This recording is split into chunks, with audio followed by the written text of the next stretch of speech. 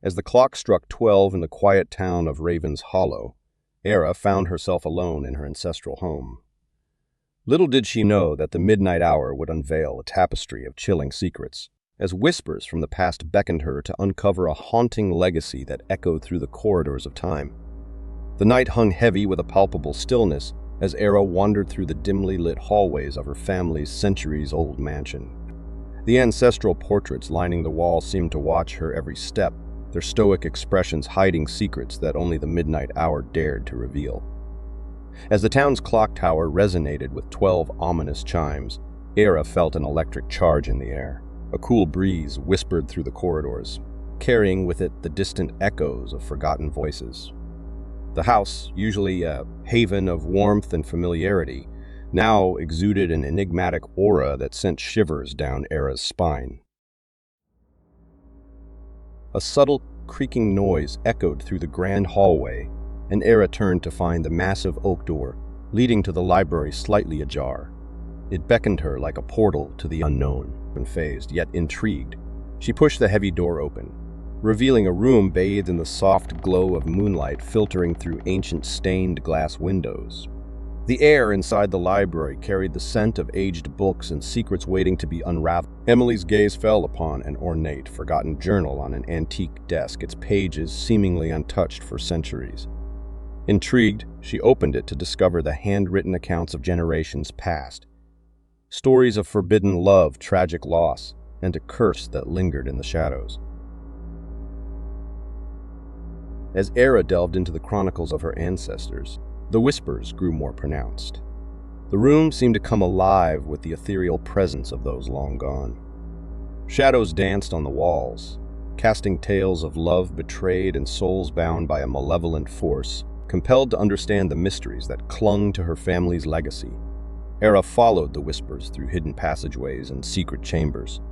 The mansion became a labyrinth of forgotten memories, each step unearthing a new layer of the haunted tapestry that enveloped Raven's Hollow. In the heart of the mansion, Era discovered a dusty attic sealed for decades. The air hung heavy with anticipation as she pushed open the creaking door, revealing a trove of forgotten relics and a peculiar music box. As the haunting melody filled the attic, the spirits of her ancestors materialized, trapped between realms, longing for release. Through tearful pleas and spectral visions, Era learned of a tragic love story that had cursed her bloodline for centuries. The echoes of lost souls yearned for redemption, and Era felt the weight of a choice that could break the chains binding them to the shadows. As the first light of dawn approached, Era stood in the attic, the music box now silent. The whispers had faded, leaving the mansion in a tranquil slumber. The curse that had plagued her family for generations was broken, and the spirits found solace in the embrace of eternal rest. Alone in the quiet aftermath, Era realized that she had become the keeper of her family's history, a guardian of tales that transcended time. The clock tower chimed in the distance, marking the end of a night that had unveiled the secrets of Raven's Hollow.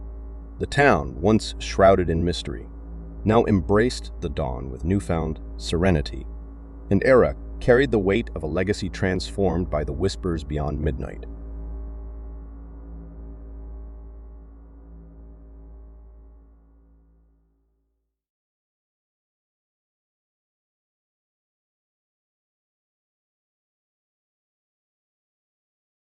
The small town of Crestwood lay nestled beneath a canopy of ancient oaks, their gnarled branches reaching out like skeletal fingers.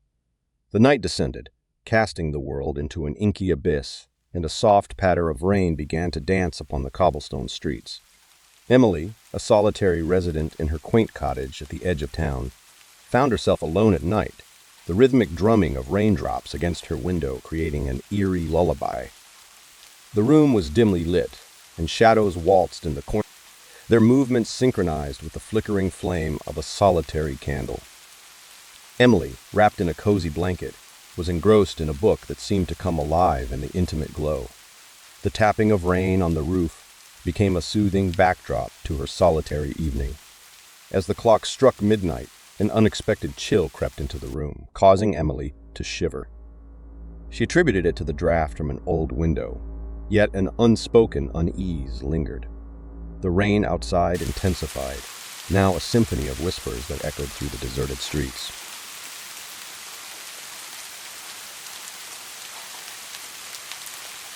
Deciding to make a cup of tea, Emily ventured into the kitchen, leaving the book behind.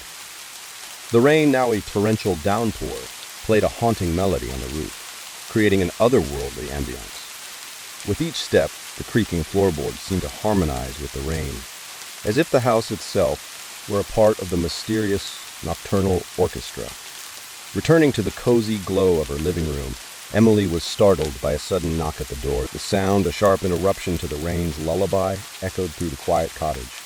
She hesitated, a moment of caution settling over her. Who would be out there in this stormy night? Another knock, more urgent this time.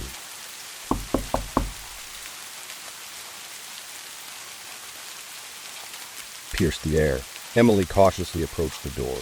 The rain now a steady drum roll against the roof and windows. With a hesitant hand, she opened the door, revealing a silhouette in the rain-soaked darkness, a stranger drenched and shivering. The stranger's face was obscured by the hood of a sodden cloak, but their voice held an air of urgency. They spoke of a broken-down car on the outskirts of town, seeking refuge from the storm. Emily, torn between compassion and unease, allowed the stranger inside. As the door closed, a chilling gust of wind extinguished the candle in the hallway.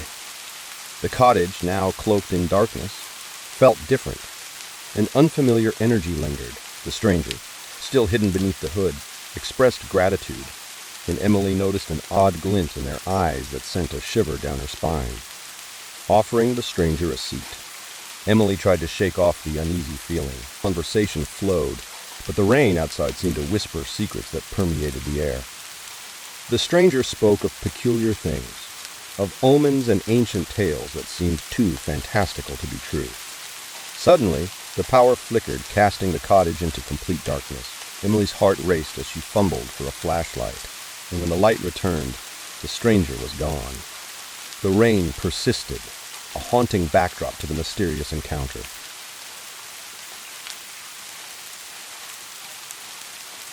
Emily, now alone in the flickering candlelight, questioned the reality of the stranger's visit. Was it a mere product of the stormy night, or had something otherworldly passed through her doorstep?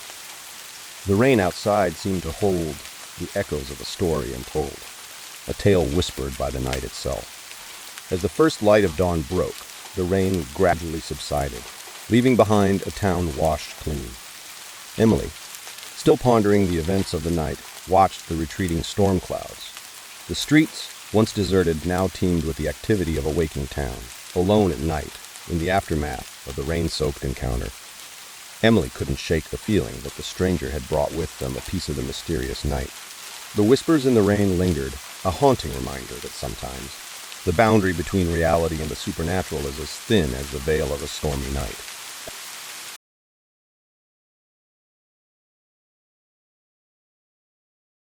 The moon hung low in the midnight sky, casting an ethereal glow over the quiet town of Millridge. Michael, a solitary soul with an affinity for the eerie tranquility of the night, found himself wandering through the deserted streets. The only company he had was the rhythmic echo of his footsteps against the cobblestone path. Millridge, usually abuzz with daytime activities, now lay in silent slumber. Michael, driven by an insatiable curiosity, strolled past quaint houses with their curtains drawn, the occasional flicker of a street lamp casting elongated shadows.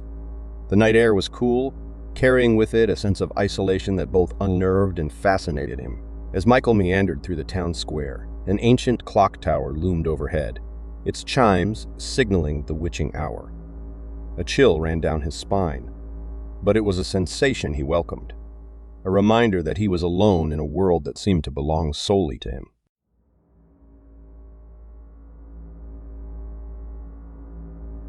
His path led him to the outskirts of town, where the ambient glow of streetlights gave way to a velvety darkness. The night embraced him like an old friend, and he relished the solitude that surrounded him. Little did he know that the night held secrets, and the shadows that clung to the edges of his vision were more than mere figments of imagination. As Michael ventured deeper into the quietude, The forest at the town's edge beckoned. The moonlight struggled to penetrate the thick canopy, casting an eerie luminescence on the damp ground. His steps were accompanied by the symphony of nocturnal creatures, a cacophony that resonated through the ancient trees. A peculiar sensation tingled at the nape of his neck, as if unseen eyes watched his every move. He dismissed it as a trick of the imagination, a consequence of the isolation he sought. Yet the sensation persisted, growing more pronounced with each step he took into the heart of the forest. Amidst the trees, a dilapidated mansion stood like a relic of forgotten tales. The windows, shattered and vacant, seemed to stare back at Michael with a haunting emptiness. A soft breeze carried the murmur of distant whispers, and he hesitated before crossing the threshold into the decaying estate. Inside, the air was thick with the scent of aged wood and memories long forgotten. Michael's footsteps echoed through the hollow halls, each creak of the floorboards telling a silent story of a time that once thrived within these walls. The darkness seemed alive, dancing with spectral remnants of the mansion's past. A sudden gust of wind extinguished the flickering flame of his lantern, plunging him into complete darkness. Panic gripped him as he fumbled for a match, and when the light returned, the mansion had transformed. The walls, once decayed, now bore the opulence of a bygone era.